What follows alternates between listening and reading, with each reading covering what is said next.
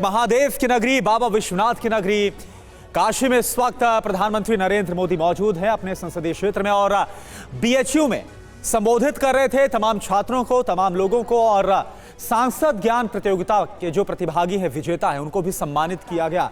और ये देखिए बेहद ही खास तस्वीरें, क्योंकि खुद प्रधानमंत्री ने वो सभी लोग जो कि इस वक्त ऑडिटोरियम में मौजूद है, उनसे खुद प्रधानमंत्री ने दरख्वास्त की कि वो सभी बैठे रहे, क्योंकि उनके साथ एक खास फोटो सेशन प्रधानमंत्री करने वाले हैं।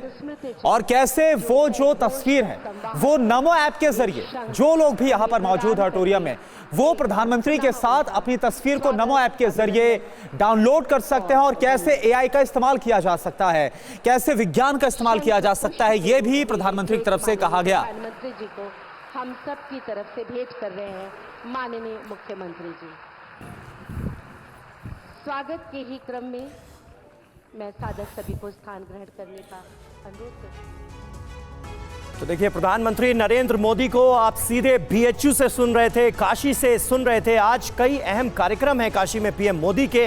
प्रधानमंत्री मोदी आज अपने संसदीय क्षेत्र वाराणसी में, आज प्रधानमंत्री मोदी एक बार फिर काशी में विकास की कई परियोजनाओं की नींव रखेंगे, तो कई का उद्घाटन होगा। काशी में मोदी के होने का मतलब है पूरा उत्तर प्रदेश, खासकर पूर्वांचल पर इसका असर।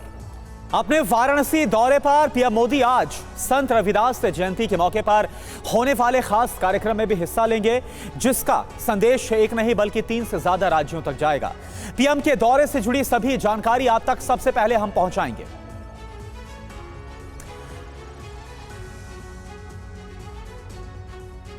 तो देखिए, ये अहम तस्वीरें आपको दिखा रहे हैं काशी में प्रधानमंत्री नरेंद्र मोदी किन कार्यक्रमों में शामिल हुए। और थोड़ी देर बाद ही संत रविदास की जन्मस्थली पहुंचेंगे प्रधानमंत्री नरेंद्र मोदी। वहां पर जयंती का भव्य कार्यक्रम है। वाराणसी के सीध गोवर्धनपुर जाएंगे पीएम मोदी, संत रविदास जयंती समारोह में होंगे शामिल। और इसके लिए वहां पर बड़े पैमाने पर तैयारियां की गई हैं। संत रविदास मंदिर में आज प्रधानमंत्री नरेंद्र मोदी की मौजूदगी बड़ी खास होगी।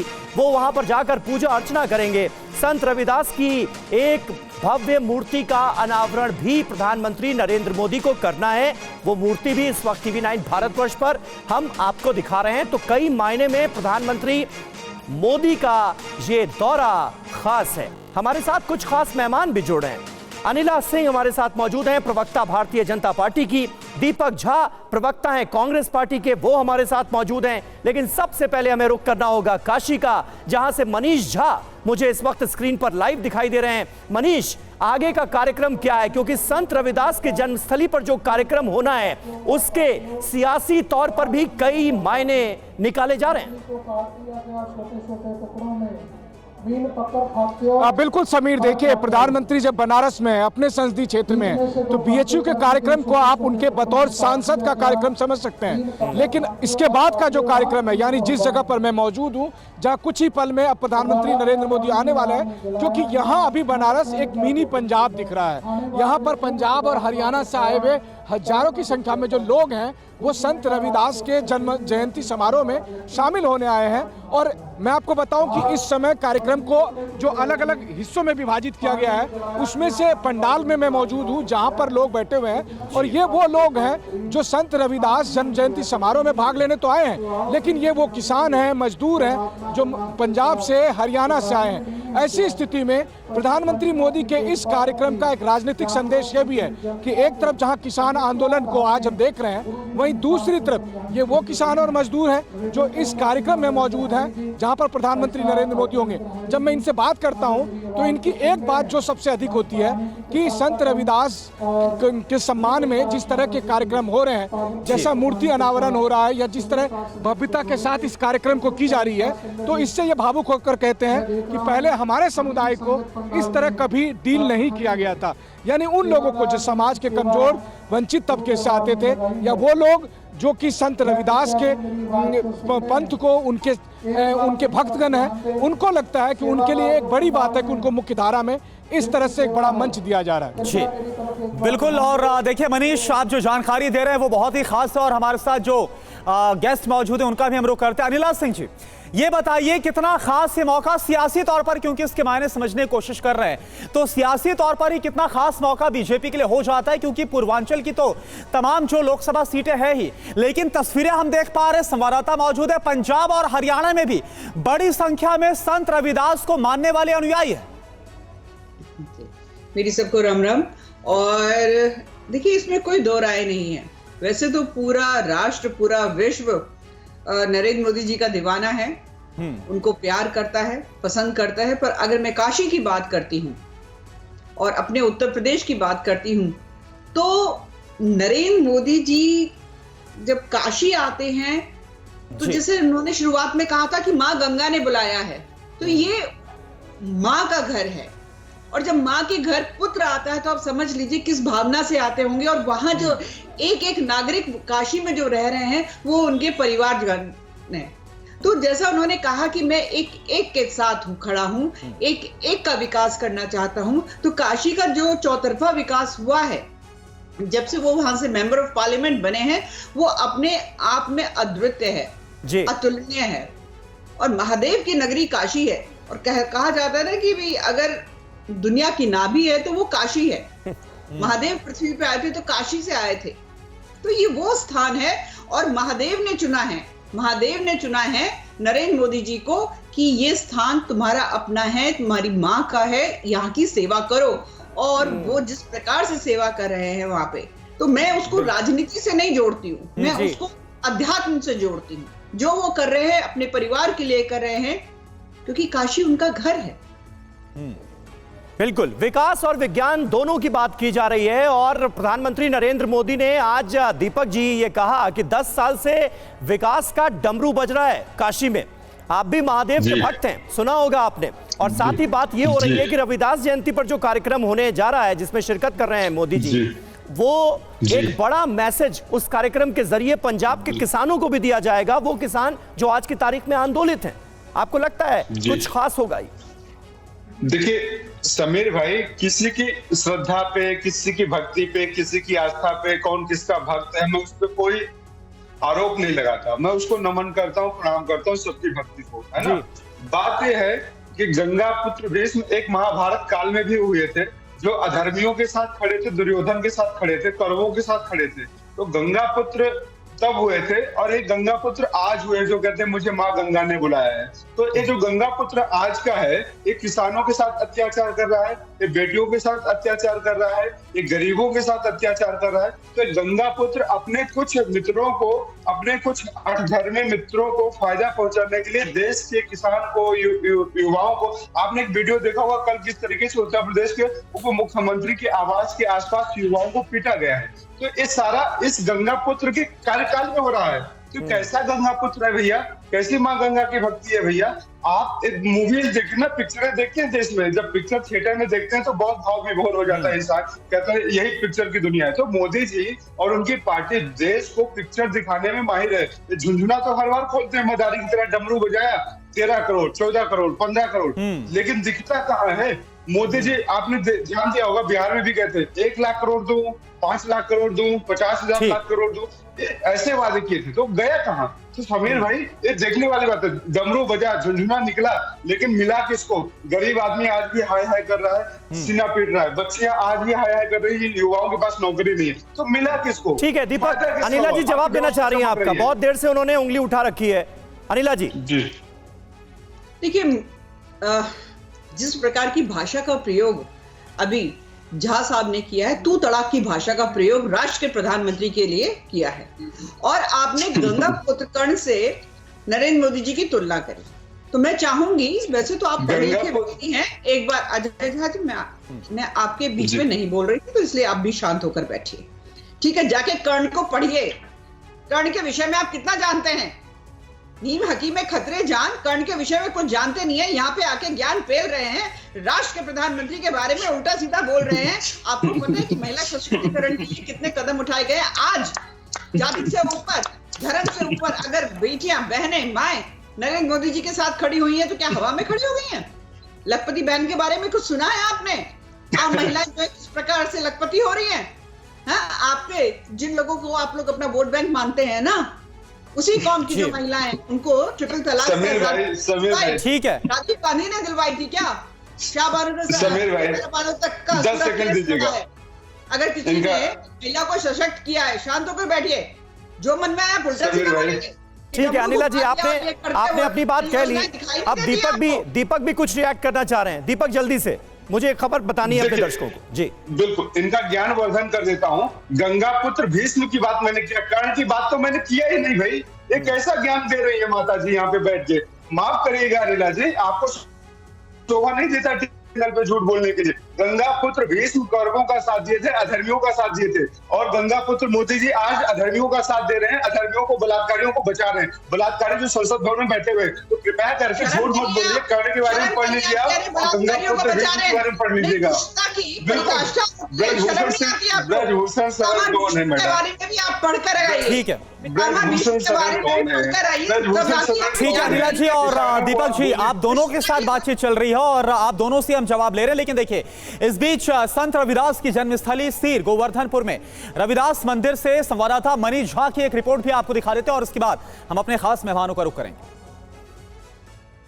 इस वक्त हम बनारस में सीर गोवर्धन में हैं, वो जगह जो संत रविदास का जन्म स्थान है, जहां पर हर साल संत रविदास के जन्म जयंती के अवसर पर लाखों लोग देश के कोने कोने से आते हैं। प्रधानमंत्री नरेंद्र मोदी यहां पर जब आएंगे तो वो संत रविदास की प्रतिमा का अनावरण करेंगे। इस वक्त प्रधानमंत्री के आने से पहले ही यहाँ का नज़ारा इस वक्त आप TV9 के कैमरे पर देख सकते हैं कि किस तरह से हजारों लोग आकर यहाँ रविदास मंदिर में, जो उनका जन्म स्थान है, वहाँ पर दर्शन के लिए आए हुए हैं। और ये भीड़ लगातार बढ़ती जाएगी जब प्रधानमंत्री यहाँ पर आएगी। लेकिन इसका महज केवल एक धार्मिक महत्व नहीं है, बल्कि अगर राजनीतिक महत्व क्या है वो कैमरे पर आपको साफ तौर पर दिखाई देता है जब आप देखेंगे कि यहाँ आने वाले लोग कौन हैं। हरियाणा और पंजाब के वो किसान जो इस वक्त अपनी मांगों को लेकर विरोध प्रदर्शन कर रहे हैं, ठीक उन्हीं समुदाय से आने वाला एक बड़ा तबका यहाँ पर मौजूद है और वो लगातार उनके आने का सिलसिला जारी है। और उन्हें इस बात का एहसास है कि प्रधानमंत्री मोदी जब यहाँ गुरु रविदास जन्मस्थान मंदिर में आकर प्रतिमा का अनावरण करेंगे, यहाँ पर भजन में भाग लेंगे, तो उसका अपना एक धार्मिक सामाजिक संदेश के साथ साथ एक बड़ा राजनीतिक संदेश है। सबसे अहम बात यह है कि अयोध्या मंदिर के प्राण प्रतिष्ठा के ठीक 1 महीने के बाद प्रधानमंत्री मोदी का इस जगह पर यह कार्यक्रम दरअसल उस चुनावी बिसात में भी साधने की कोशिश होगी, जहां पर कि वो ये दिखाएंगे कि हरियाणा पंजाब के उन तमाम श्रद्धालुओं के बीच में जो सबसे महत्वपूर्ण संवेदनशील मुद्दा है, उसको किस तरह से प्रधानमंत्री यहां पर इस कार्यक्रम के अपनी मौजूदगी के साथ एक बड़ा राजनीतिक संदेश देने में कामयाब होते हैं। और चलिए मनीष झा का हम रुख करते हैं, जो कि संत रविदास की जन्मस्थली से हमारे साथ लाइव जुड़े हुए हैं। मनीष झा, अगर संत रविदास की बात की जाए तो क्योंकि देखिए सियासी मायने भी इससे बहुत ज्यादा है, बहुत बड़ा तबका है दलितों का जो कि उन्हें अपना भगवान मानता है, जो कि उनको पूछता है। बहुत बड़ी संख्या में पंजाब हरियाणा के किसान भी इसमें शामिल है और कैसे किसानों का आंदोलन चल रहा है यह हम देख रहे हैं। तो क्या विपक्ष की तरफ से जो आरोप लगा रहे हैं उसकी भी आज एक बहुत बड़ी काट यहां पर खोजते हुए नजर आएंगे क्या? बिल्कुल, देखिए आपके सवालों का जवाब देते हुए मैं आसपास की चीज़ों को भी दिखाना चाहूँगा। देखिए जिस जगह पर हम मौजूद हैं, थोड़ी देर के बाद यहाँ पर प्रधानमंत्री नरेंद्र मोदी होंगे।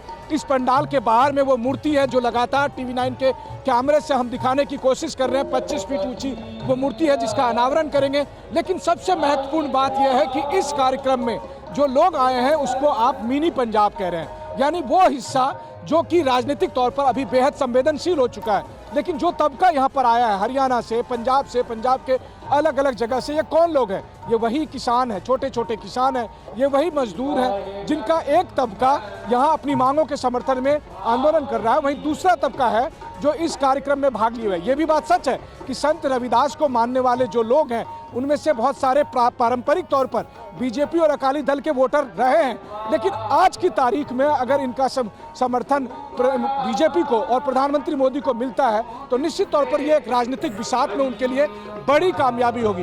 ये एक धार्मिक आयोजन है लेकिन इसका संदेश राजनीतिक है। ये एक ऐसा आयोजन है जहां पर कि आप बताने की कोशिश कर रहे हैं कि किसान केवल वो नहीं है जो बड़े बड़े ट्रैक्टर या दूसरे वाहनों से चल रहे हैं, किसान ये भी हैं जो इस संगत में बैठे हैं।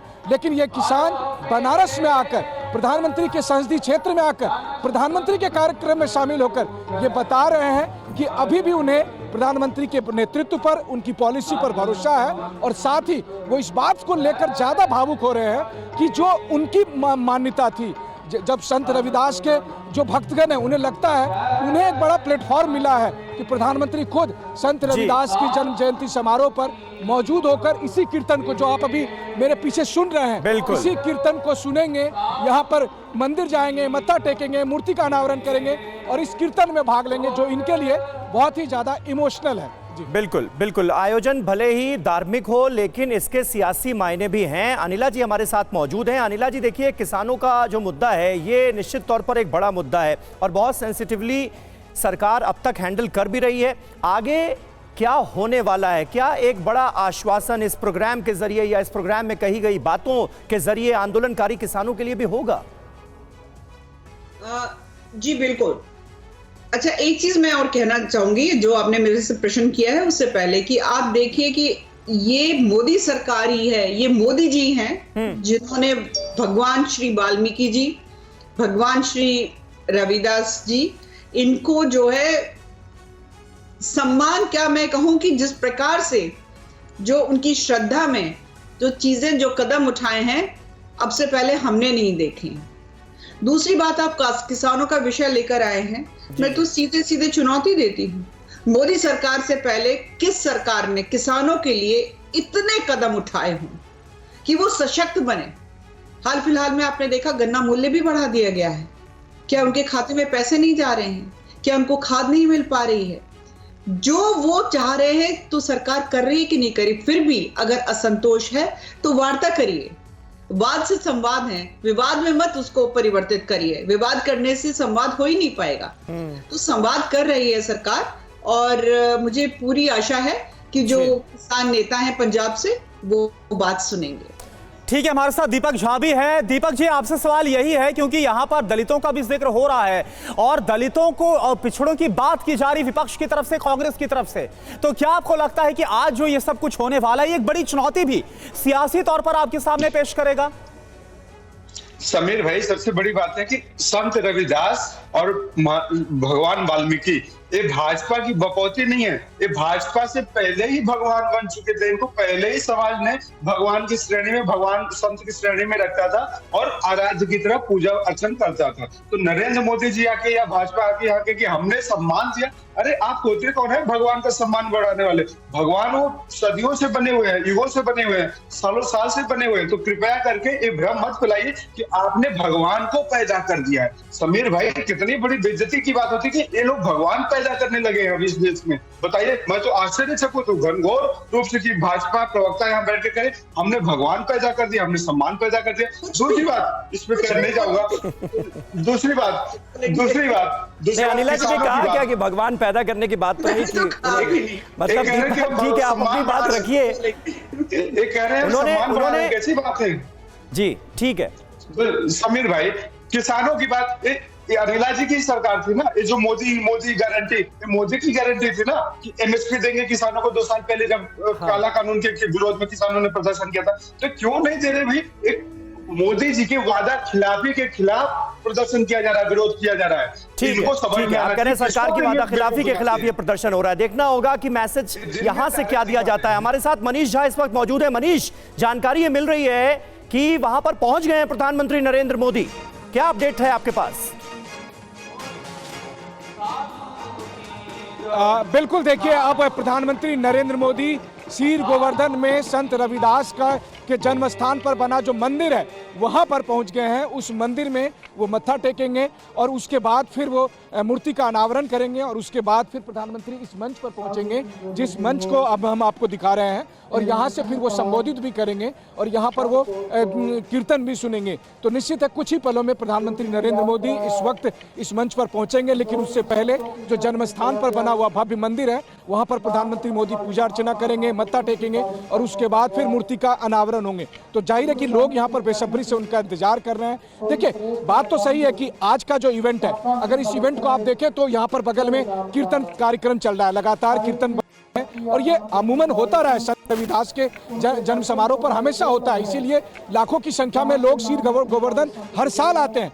खास बात यह है कि चुनाव से ठीक पहले होने वाले इस इवेंट में आप और हम सब समझ रहे हैं कि भारत में जब चुनाव से पहले के हर कार्यक्रम को हम राजनीतिक चश्मे से देखते हैं, और जब आप राजनीतिक चश्मे से देखते हैं तो उसका उत्तर आपको ये दिखता है कि अभी होने वाला जो ये इवेंट है यहाँ पर पंजाब हरियाणा से आए हुए लोग बहुत भारी संख्या में हैं। वहीं इसके बाद का जो इवेंट है वहाँ पर भी किसान दिखेंगे, पशुपालक दिखेंगे, लेकिन उनमें मौजूदगी होगी उत्तर प्रदेश और बिहार के किसानों की।